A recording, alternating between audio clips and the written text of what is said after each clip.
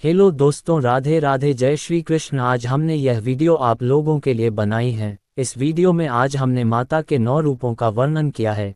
कैसे नवरात्रों में माँ के 9 रूपों की पूजा होती है, ये जानने के लिए आप हमारी वीडियो में लास्ट तक बने रहे।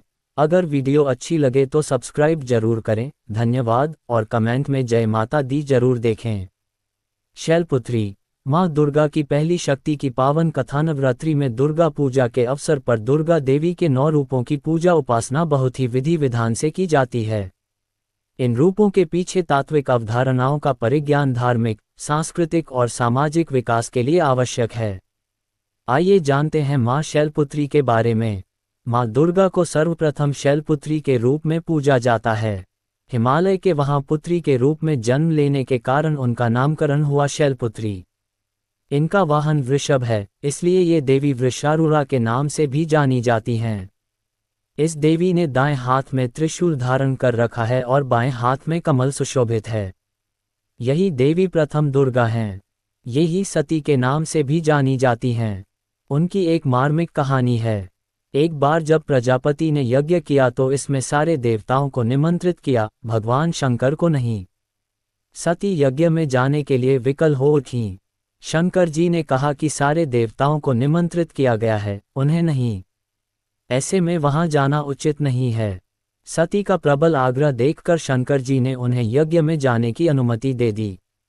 सती जब घर पहुंची तो सिर्फ मां ने ही उन्हें स्नेह दिया। बहनों की बातों में व्यंग्य और उपहास के भाव थे। भगवान शंकर के प्रति भी तिरस्कार का भाव है। दक्ष ने भी उनके प्रति अपमानजनक वचन कहे। इससे सती को क्लेश पहुंचा। वे अपने पति का यह अपमान न सह सकीं और योगाग्नि द्वारा अपने को जलाकर भस्म कर लिया। इस दारुण दुख से व्यथित होकर शंकर भगवान ने उस यज्ञ का विध्वंस करा दिया। यही सती अगले जन्म में शैलराज हिमालय की पुत्री के रूप में जन्मी और शैलपुत्री कहलाईं। पार्वती और हेमवती भी इसी देवी के अन्य नाम हैं। शैलपुत्री का विवाह भी भगवान शंकर से हुआ। शैलपुत्री शिवजी की अर्धांगिनी बनी। इनका महत्व और शक्ति अनंत है। शैलपुत्री माता की कहानी, राजा हिमालय की पुत्री हैं ये, सती भी कहा जाता है इन्हें।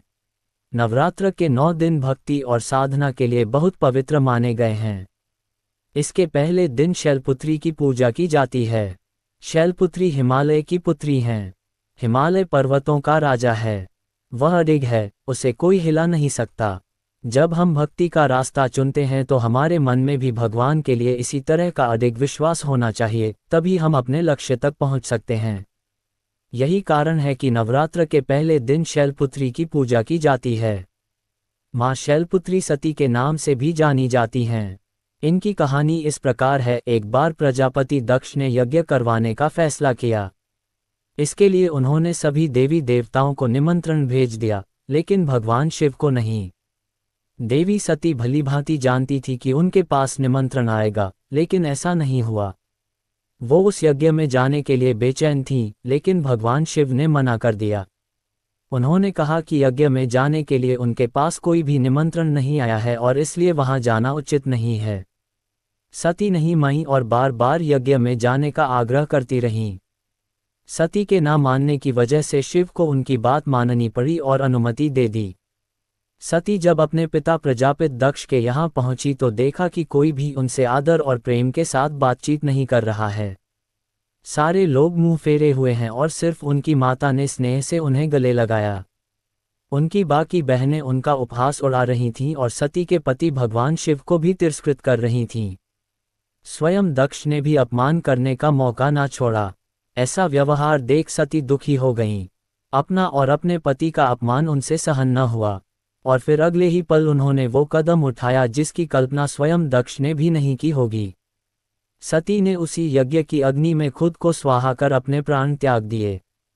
भगवान शिव को जैसे ही इसके बारे में पता चला तो वो दुखी हो गए। दुख और गुस्से की ज्वाला में जलते हुए शिव ने उस यज्ञ को ध्वस्त कर दिया। इसी सती ने फिर हिमालय के यहाँ जन्म लिया और वहाँ जन्म लेने की वजह से इनका नाम शैलपुत्री पड़ा। शैलपुत्री का नाम पार्वती भी है। इनका विवाह भी भगवान शिव से हुआ। माँ शैलपुत्री का वास काशी नगरी वाराणसी में माना जाता है। वहाँ शैलपुत्री का एक बेहद प्राचीन मंदिर है जिसके बारे में मान्यता है कि यहाँ माँ शैलपुत्री के सिर्फ दर्शन करने से ही भक्तजनों की मुरादें पूरी हो जाती हैं। कहा तो ये भी जाता है कि नवरात्र के पहले दिन यानी प्रतिपदा को जो भी भक्त माँ शैलपुत्री के दर्शन करता है उसके सारे वैवाहिक जीवन के कष्ट दूर हो जाते हैं। चूंकि माँ शैलपुत्री का वाहन वृषभ है इसलिए इन्हें वृषारूढ़ा भी कहा जाता है।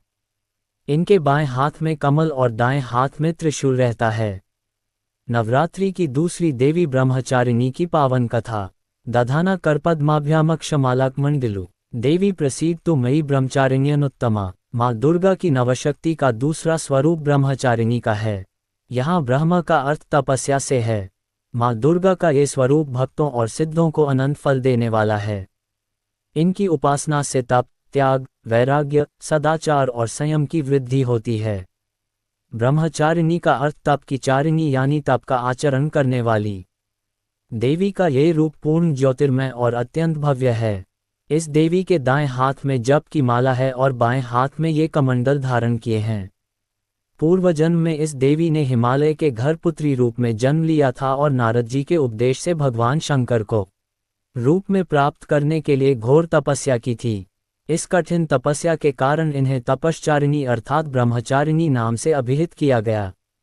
1000 वर्ष तक इन्होंने केवल फल फूल खाकर बिताए और 100 वर्षों तक केवल जमीन पर रहकर शाक पर निर्वाह किया।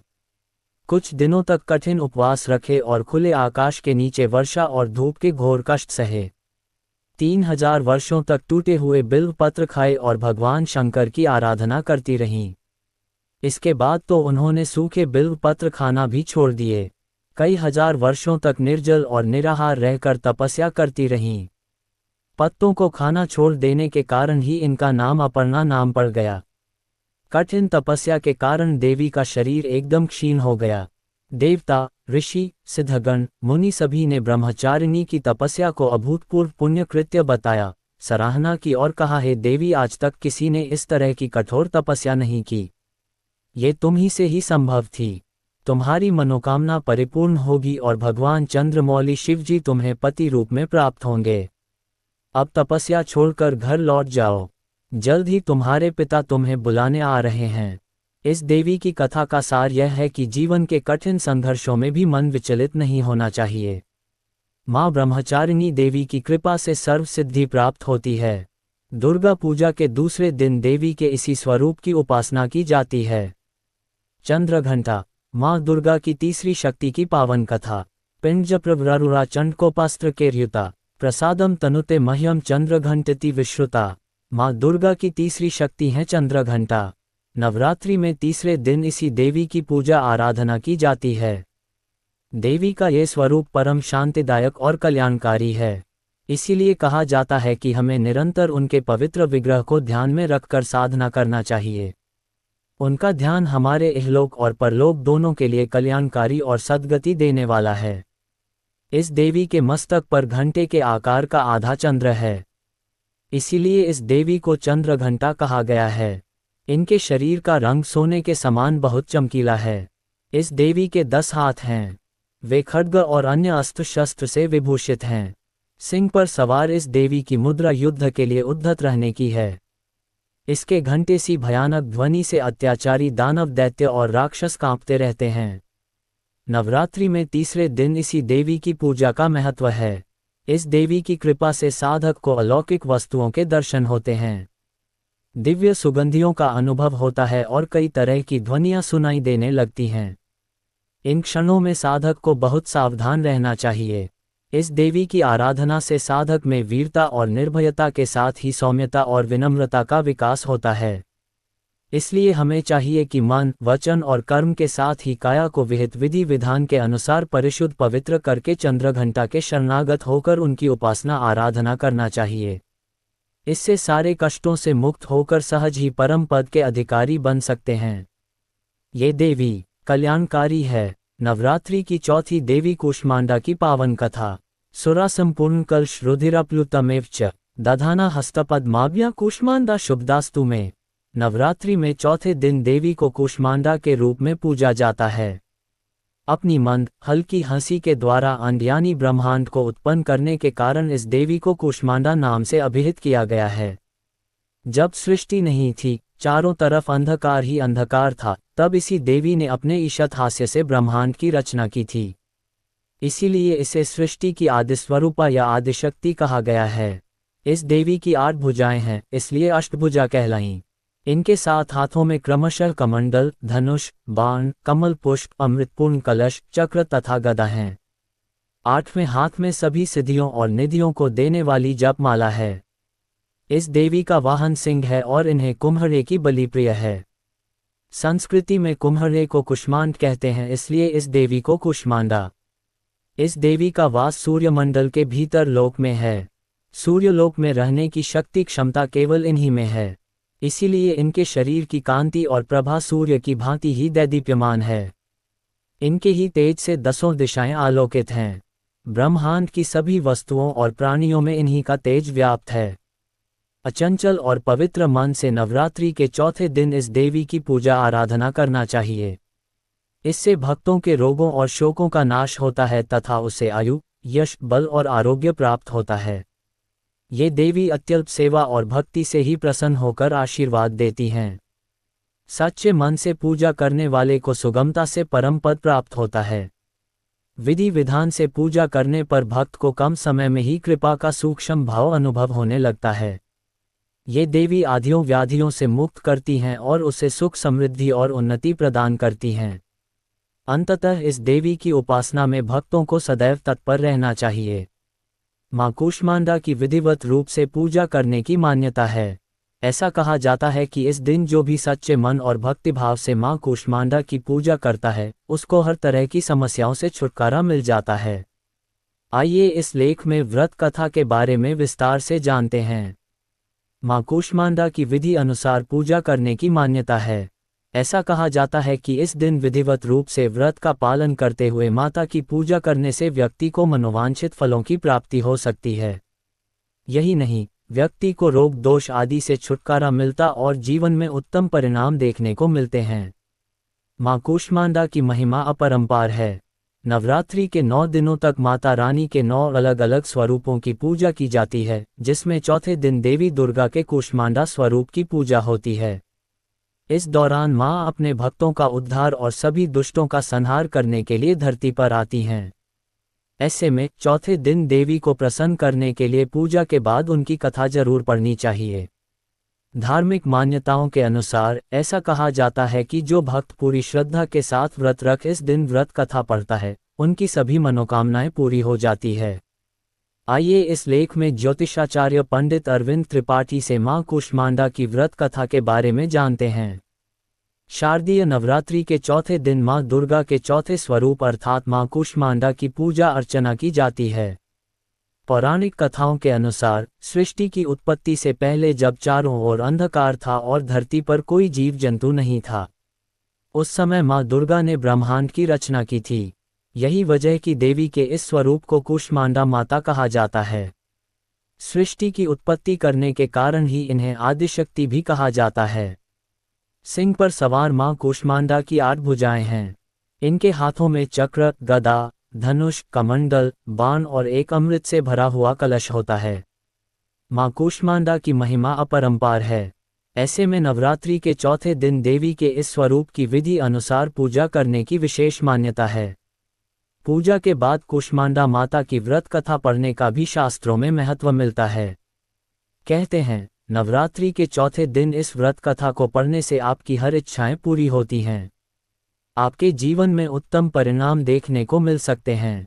यही नहीं, इस कथा के पुण्य प्रभाव से जीवन में सुख, समृद्धि और सौभाग्य का भी आशीर्वाद मिलता है। पंचम रूप स्कंद माता की पूजा व कथा। मां दुर्गा का पंचम रूप स्कंद माता के रूप में जाना जाता है। भगवान स्कंद कुमार कार्तिकेय की माता होने के कारण दुर्गा जी के इस 5वें स्वरूप को स्कंद माता नाम प्राप्त हुआ है। भगवान स्कंद जी बाल रूप में माता की गोद में बैठे होते हैं। इस दिन साधक का मन विशुद्ध चक्र में अवस्थित होता है। मां दुर्गा का पंचम रूप स्कंद माता के रूप में जाना जाता है। भगवान स्कंद कुमार कार्तिकेय की माता होने के कारण दुर्गा जी के इस 5वें स्वरूप को स्कंद माता नाम प्राप्त हुआ है। भगवान स्कंद जी बाल रूप में माता की गोद में बैठे होते हैं। इस दिन साधक का मन विशुद्ध चक्र में अवस्थित होता है। स्कंद माता स्वरूपिणी देवी की 4 भुजाएं हैं। ये दाहिनी ऊपरी भुजा में भगवान स्कंद को गोद में पकड़े हैं और दाहिनी निचली भुजा जो ऊपर को उठी है उसमें कमल पका हुआ है। मां का वर्ण पुनर्तः शुभ्र है और कमल के पुष्प पर विराजित रहती हैं। इसी से इन्हें पद्मासना की देवी और विद्यावाहिनी दुर्गा देवी भी कहा जाता है। इनका वाहन भी सिंह है। स्कंदमाता सूर्यमंडल की अधिष्ठात्री देवी है। इनकी उपासना करने से साधक अलौकिक तेज की प्राप्ति करता है। यह अलौकिक प्रभामंडल प्रतिक्षण उसके योगक्षेम का निर्वहन करता है। एकाग्र भाव से मन को पवित्र करके मां की स्तुति करने से दुखों से मुक्ति पाकर मोक्ष का मार्ग सुलभ होता है। स्कंद माता की पूजा विधि। कुंडलिनी जागरण के उद्देश्य से जो साधक दुर्गा मां की उपासना कर रहे हैं उनके लिए दुर्गा पूजा का ये दिन विशुद्ध चक्र की साधना का होता है। इस चक्र का भेदन करने के लिए साधक को पहले मां की विधि सहित पूजा करनी चाहिए। पूजा के लिए कुश अथवा कंबल के पवित्र आसन पर बैठकर पूजा प्रक्रिया को उसी प्रकार से शुरू करना चाहिए जैसे आपने अब तक के 4 दिनों में किया है। फिर इस मंत्र से देवी की प्रार्थना करनी चाहिए। सिंहासनक्ता नित्यम पद्माश्रित कर द्वया शुभदास्तु सदा देवी स्कंदमाता यशस्विनी। अब पंचोपचार विधि से देवी स्कंदमाता की पूजा करें। नवरात्रि की पंचमी तिथि को कहीं कहीं भक्तजन उद्यंग ललिता का व्रत भी रखते हैं। इस व्रत को फलदायक कहा गया है।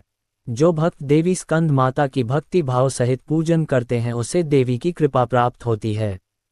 देवी की कृपा से भक्त की मुराद पूरी होती है और घर में सुख, शांति एवं समृद्धि रहती है। नवरात्रि में दुर्गा सप्तशती पाठ किया जाता है।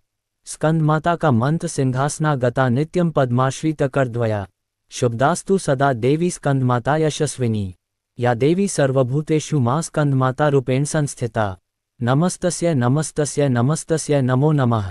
स्कंदमाता का ध्यान। वंदे वांछित कामार्थे चंद्रार्धकृत शेखराम सिंगरूरा चतुर्भुजा स्कंदमाता यशस्वनीम। धवलवर्णा विशुद्ध चक्रस्थितों पंचम दुर्गा त्रिनेत्रम। अभय पद्म युग्म करा दक्षिण उरुपुत्रध्राम भजेम। पटांबर परिधाना मृदुहास्या नानान्लकारभूषिताम। मंजीर, हार, केयूर, किंकिनी रत्नकुंडलधारिणीम। प्रफुल्ल वंदना पल्लवांधरा कांत कपोला पीन प्योधराम। कमनिया लावण्या चारु त्रिवली नितंबनीम। स्कंद माता का कवच। ए बीजालिका देवी पदुग्म्राप्रा। हृदय पातु सा देवी कार्तिकेययुता। श्री ही हूँ देवी पर्वस्या पातु सर्वदा। सर्वाग में सदा पातु स्कंध माता पुत्र प्रदा। वानवपन्वृते हूँ फट बीज समन्विता। उत्तरस्या तथाग्ने वारुणे न्ययतेवतु। इंद्राणा भैरवी चैवासितांगी च संहारिणी। सर्वदा पातु माँ देवी चान्यान्यासु हृदिक्षु वै। वात, पित्त, कफ जैसी बीमारियों से पीड़ित व्यक्ति को स्कंद माता की पूजा करनी चाहिए और माता को अलसी चढ़ाकर प्रसाद में रूप में ग्रहण करना चाहिए। स्कंद माता कथा। दुर्गा पूजा के 5वें दिन देवताओं के सेनापति कुमार कार्तिकेय की माता की पूजा होती है। कुमार कार्तिकेय को ग्रंथों में सनत कुमार, स्कंद कुमार के नाम से पुकारा गया है। माता इस रूप में पुनर्तः ममता लुटाती हुई नजर आती हैं। माता का 5वां रूप शुभ्र अर्थात श्वेत है। जब अत्याचारी दानवों का अत्याचार बढ़ता है तब माता संत जनों की रक्षा के लिए सिंह पर सवार होकर दुष्टों का अंत करती हैं। देवी स्कंदमाता की 4 भुजाएं हैं। माता अपने 2 हाथों में कमल का फूल धारण करती हैं और एक भुजा में भगवान स्कंद या कुमार कार्तिकेय को सहारा देकर अपनी गोद में लिए बैठी हैं। मां का चौथा हाथ भक्तों को आशीर्वाद देने की मुद्रा में है। देवी स्कंद माता ही हिमालय की पुत्री पार्वती हैं। इन्हें ही माहेश्वरी और गौरी के नाम से जाना जाता है। ये पर्वत राज की पुत्री होने से पार्वती कहलाती हैं। महादेव की वामिनी यानी पत्नी होने से माहेश्वरी कहलाती हैं और अपने गौर वर्ण के कारण देवी गौरी के नाम से पूजी जाती हैं। माता को अपने पुत्र से अधिक प्रेम है, अतः मां को अपने पुत्र के नाम के साथ संबोधित किया जाना अच्छा लगता है। जो भक्त माता के इस स्वरूप की पूजा करते हैं मां उस पर अपने पुत्र के समान स्नेह लुटाती हैं। भोले शंकर को पति रूप में प्राप्त करने के लिए माता ने महान व्रत किया। उस महादेव की पूजा भी आदर पूर्वक करें क्योंकि इनकी पूजा न होने से देवी की कृपा नहीं मिलती है। श्री हरि की पूजा देवी लक्ष्मी के साथ ही करनी चाहिए। आरती के साथ पूजा का समापन करें। कि छठी देवी कात्यायनी की पावन कथा। चंद्रहा सुज्वल करा शार्दुल वरवाहना। कात्यायनी शुभ दद्यात देवी दानवघातिनी। नवरात्रि में छठे दिन मां कात्यायनी की पूजा की जाती है। इनकी उपासना और आराधना से भक्तों को बड़ी आसानी से अर्थ, धर्म, काम और मोक्ष चारों फलों की प्राप्ति होती है। उसके रोग, शोक, संताप और भय नष्ट हो जाते हैं।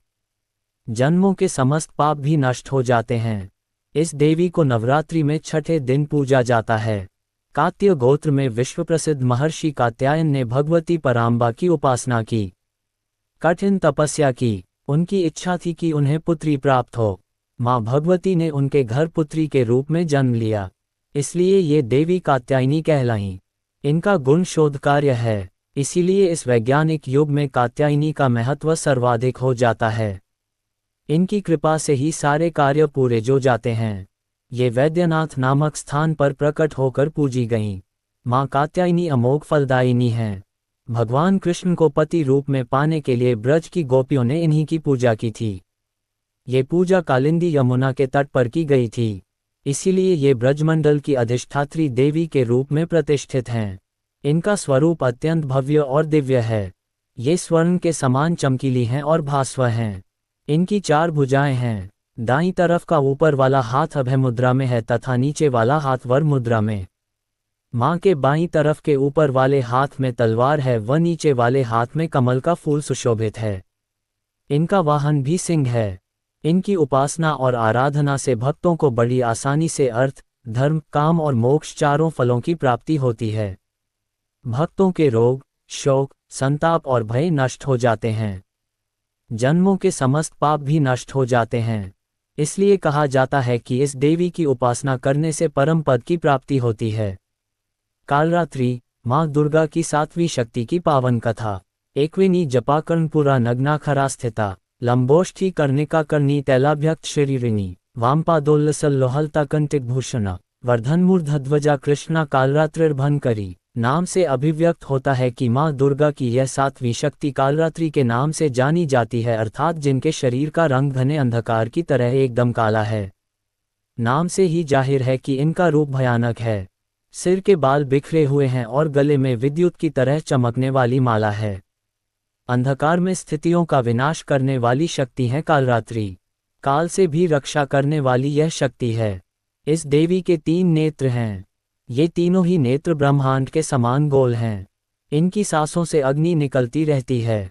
ये गर्दभ की सवारी करती हैं। ऊपर उठे हुए दाहिने हाथ की वर मुद्रा भक्तों को वर देती है। दाहिनी ही तरफ का नीचे वाला हाथ अभय मुद्रा में है, यानी भक्तों हमेशा निडर, निर्भय रहो। बाईं तरफ के ऊपर वाले हाथ में लोहे का कांटा तथा नीचे वाले हाथ में खड्ग है। इनका रूप भले ही भयंकर हो, लेकिन ये सदैव शुभ फल देने वाली मां हैं। इसीलिए ये शुभंकरी कहलाईं, अर्थात इनसे भक्तों को किसी भी प्रकार से भयभीत या आतंकित होने की कतई आवश्यकता नहीं। उनके साक्षात्कार से भक्त पुण्य का भागी बनता है। कालरात्रि की उपासना करने से ब्रह्मांड की सारी सिद्धियों के दरवाजे खुलने लगते हैं और तमाम असुरी शक्तियां उनके नाम के उच्चारण से ही भयभीत होकर दूर भागने लगती हैं। इसलिए दानव, दैत्य, राक्षस और भूत प्रेत उनके स्मरण से ही भाग जाते हैं। ये ग्रह बाधाओं को भी दूर करती हैं और अग्नि, जल, जंतु, शत्रु और रात्रि भय दूर हो जाते हैं। इनकी कृपा से भक्त हर तरह के भय से मुक्त हो जाता है। महागौरी, मां दुर्गा की 8वीं शक्ति की पावन कथा। महागौरी शुभ दद्यान महादेव प्रमोदया। नवरात्रि में 8वें दिन महागौरी शक्ति की पूजा की जाती है। नाम से प्रकट है कि इनका रूप पुनर्तः गौरवर्ण है। इनकी उपमा शंख, चंद्र और कुंद के फूल से दी गई है। अष्टवर्षा भवेद गौरी, यानी इनकी आयु 8 साल की मानी गई है। इनके सभी आभूषण और वस्त्र सफेद हैं, इसीलिए उन्हें श्वेतांबरधरा कहा गया है। 4 भुजाएं हैं और वाहन वृषभ है, इसीलिए वृषारूढ़ा भी कहा गया है इनको। इनके ऊपर वाला दाहिना हाथ अभय मुद्रा है तथा नीचे वाला हाथ त्रिशूल धारण किया हुआ है। ऊपर वाले बाएं हाथ में डमरू धारण कर रखा है और नीचे वाले हाथ में वर मुद्रा है। इनकी पूरी मुद्रा बहुत शांत है। पति रूप में शिव को प्राप्त करने के लिए महागौरी ने कठोर तपस्या की थी। इसी वजह से इनका शरीर काला पड़ गया, लेकिन तपस्या से प्रसन्न होकर भगवान शिव ने इनके शरीर को गंगा के पवित्र जल से धोकर कांतिमय बना दिया।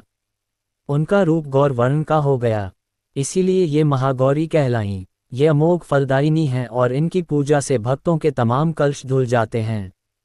पूर्व संचित पाप भी नष्ट हो जाते हैं। महागौरी का पूजन अर्चन, उपासना, आराधना कल्याणकारी है। इनकी कृपा से अलौकिक सिद्धियां भी प्राप्त होती हैं। इस कथा के बिना अधूरी मानी जाती है माँ सिद्धिदात्री की पूजा। पढ़ें यहाँ देवी भागवत पुराण में नवमी तिथि का विशेष महत्व है, क्योंकि इस दिन कन्या पूजन के साथ माँ सिद्धिदात्री की पूजा अर्चना की जाती है। मान्यता है माँ सिद्धिदात्री की आराधना करने से सिद्धियों की प्राप्ति होती है। साथ ही अगर माता के स्वरूप की बात करें तो इनकी दाहिनी तरफ के नीचे वाले हाथ में कमल पुष्प और ऊपर वाले में शंख है। वहीं बाएं तरफ के नीचे वाले हाथ में गदा और ऊपर वाले हाथ में चक्र है। आइए जानते हैं माँ सिद्धिदात्री की व्रत कथा और आरती। माँ सिद्धिदात्री की कथा। देवी पुराण में ऐसा उल्लेख मिलता है कि भगवान शंकर ने भी इन्हीं की कृपा से सिद्धियों को प्राप्त किया था। ये कमल पर आसीन है और केवल मानव ही नहीं बल्कि सिद्ध, गंधर्व, यक्ष, देवता और असुर सभी इनकी आराधना करते हैं। संसार में सभी वस्तुओं को सहज और सुलभता से प्राप्त करने के लिए नवरात्र के 9वें दिन इनकी पूजा की जाती है। भगवान शिव ने भी सिद्धिदात्री देवी की कृपा से तमाम सिद्धियां प्राप्त की थीं। इस देवी की कृपा से ही शिवजी का आधा शरीर देवी का हुआ था। इसी कारण शिव अर्धनारीश्वर नाम से प्रसिद्ध हुए। इस देवी का पूजन, ध्यान, स्मरण हमें इस संसार की असारता का बोध कराते हैं और अमृत पद की ओर ले जाते हैं। माँ सिद्धिदात्री की आरती। जय सिद्धिदात्री, तू सिद्धि की दाता, तू भक्तों की रक्षक, तू दासों की माता। तेरा नाम लेते ही मिलती है सिद्धि, तेरे नाम से मन की होती है शुद्धि। कठिन काम सिद्ध कराती हो तुम, जब भी हाथ सेवक के सर धरती हो तुम। तेरी पूजा में तो न कोई विधि है, तू जगदम्बे दाती, तू सर्वसिद्धि है। रविवार को तेरा सुमरन करे जो, तेरी मूर्ति को ही मन में धरे जो।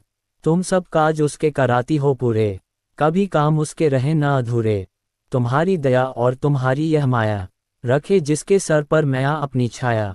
सर्व सिद्धि दाती वो है भाग्यशाली, जो है तेरे दर का ही अम्बे सवाली। हिमाचल है पर्वत जहाँ वास तेरा, महानंदा मंदिर में है वास तेरा।